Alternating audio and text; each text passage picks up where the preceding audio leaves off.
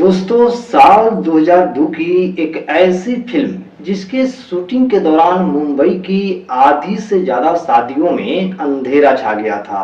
आखिर वो कौन सी फिल्म थी और उस फिल्म को बनाने में कितना पैसा पानियों की तरह बहाया गया था, चलिए जानते हैं आज के वीडियो में। दोस्तों, हम जिस फिल्म की बात कर रहे हैं उस फिल्म को 2002 में संजय लीला भंसाली ने डायरेक्ट किया था और उस मूवी का नाम था देवदास। आप तो जानते ही हैं कि देवदास मूवी अपने गाने और भव्य सेट के लिए जाना जाता है।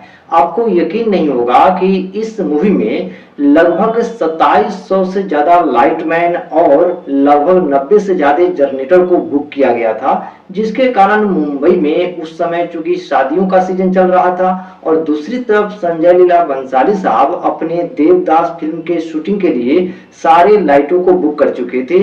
इसीलिए लाइट की इतनी ज्यादा कमी हो गई थी कि उस समय शादियों में लाइट जो है बहुत ज्यादा कम पड़ गया था। इसी तरह से दोस्तों, इस मूवी में जो आप वो आइकॉनिक वाला गाना सुनते हैं, डोला रे डोला रे डोला, जानते हैं कि इस गाने की शूटिंग कैसे किया गया था? इस गाने की शूटिंग के लिए ऐश्वर्या राय और माधुरी दीक्षित दोनों को लगभग 1 महीने तक उनको रिहर्सल कराया गया था और इस गाने को शूटिंग करने में पूरे 17 दिनों का समय लगा था।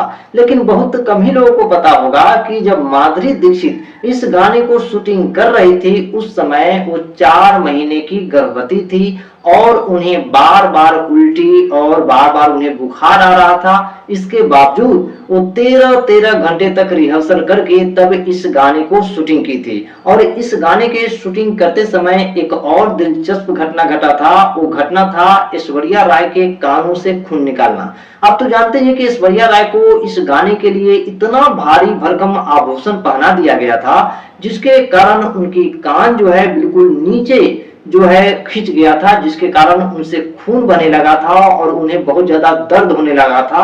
लेकिन इस दर्द के बावजूद ऐश्वर्या राय अपना शूटिंग जारी रखी थी और तब जाकर ये डोला रे डोला जैसे ऐतिहासिक गाना बना था। दोस्तों, बहुत कम ही लोगों को पता होगा कि संजय लीला भंसाली को देवदास बनाने में 50 करोड़ रुपए की लागत लगा था और कमाई लगभग 150 करोड़ रुपए हुआ था उस जमाने में। और इस फिल्म के लिए शाहरुख खान को सबसे ज्यादा लगभग 15 करोड़ रुपए की फीस लिए थे, जबकि ऐश्वर्या राय को मात्र 1.5 करोड़ रुपया मिला था और माधुरी दीक्षित को इस मूवी में काम करने के लिए 4 करोड़ रुपए दिए गए थे, जबकि चुन्नू बाबू का किरदार निभाने के लिए जैकी श्रॉफ को मात्र 85 लाख रुपए मिला था। इसी तरह से दोस्तों, संजय लीला भंसाली अपनी फिल्म देवदास के भव्य सेट बनाने के लिए पैसा जो है पानी की तरह खर्च किए थे।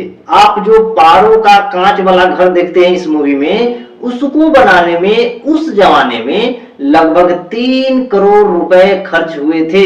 इसी तरह से चंद्रमुखी बनी है माधुरी दीक्षित और उसका जो आपको कोठा दिखाया गया है फिल्म में, उसको बनाने में लगभग 12 करोड़ रुपए खर्च हुए थे। और इस मूवी में जो आप देखते हैं लहंगा पहने हुए माधुरी दीक्षित को, एक लहंगा का वजन जो है लगभग 30 किलोग्राम और एक लहंगा को बनाने में उस जमाने में 10 लाख रुपए पड़ता था। तो आप सोच सकते हैं कि संजय लीला भंसाली साहब अपने मूवी के भव्य सेट और एक्ट्रेस के कपड़ों पर कितना ज्यादा भारी भरकम खर्च किए होंगे उस जमाने में। लेकिन दोस्तों, जब इस मूवी का स्क्रिप्ट संजय लीला भंसाली साहब लिख रहे थे तो दूर दूर तक न शाहरुख खान और न ही जैकी श्रॉफ और न ही माधुरी दीक्षित और न ही ऐश्वर्या राय थी। अब आप सोच रहे होंगे कि भैया कौन था? तो इस मूवी का जो स्क्रिप्ट लिखा गया था वो सैफ अली खान, करीना कपूर, गोविंदा और सुष्मिता सेन को ध्यान में रखकर तब लिखा गया था। लेकिन बाद में ये तमाम एक्टर जो है किसी न किसी वजह से इस मूवी में काम करने से मना कर दिए। उसके बाद ये कहानी जो है चला गया शाहरुख खान, ऐश्वर्या राय, माधुरी दीक्षित और जैकी श्रॉफ के पास। इसके बाद तो आपको पता ही है कि ये मूवी ने उस साल का रिकॉर्ड तोड़ दिया था कमाई करने के मामले में और इतिहास रच दिया था। ऐसे आपको जानकारी कैसा लगा कमेंट बॉक्स में जरूर बताइएगा।